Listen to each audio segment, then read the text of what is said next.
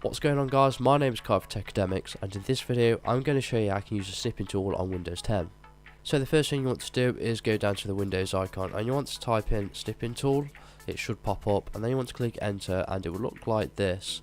So there's different options on the way you can actually snip your screen. So if you click on mode, you can basically get different types of snips. So you sort of have a full screen snip here, which is basically like a screenshot. You have a window snip, which basically screenshots just a single window. A rectangular snip is basically so you can highlight, you can snip any part of the screen, but it's like in a square or a rectangle format. And you've got a free snip, so basically you can free roam with your mouse, whatever you want to highlight, and it will take a picture of it. So I'm going to use the rectangular snip, and you know that it's in progress because you'll have like this highlight in front of everything on your screen, and you want to highlight whatever it is you want to snip.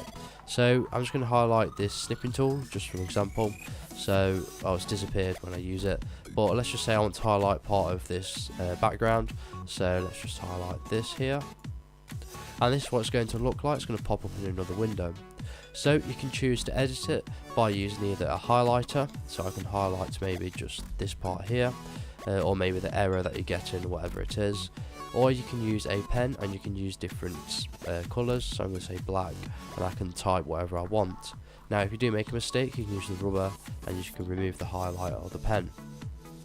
Now there's other options as well, so delay within the snip, so I've got no delay, so I did it straight away. And there's also, you can take a new snip if you weren't happy with the first one, or you can save it and it saves as a PNG, or you can actually send it as an email.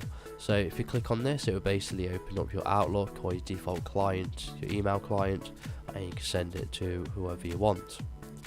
So if you want to if you want to save it, I'm going to click on this, and it's going to automatically save as a capture.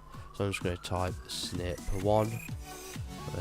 And it will save it as a PNG, so I can remove this box now, and as you can see I have the picture here as a PNG, so when I open it up I'll be able to see what I've snipped.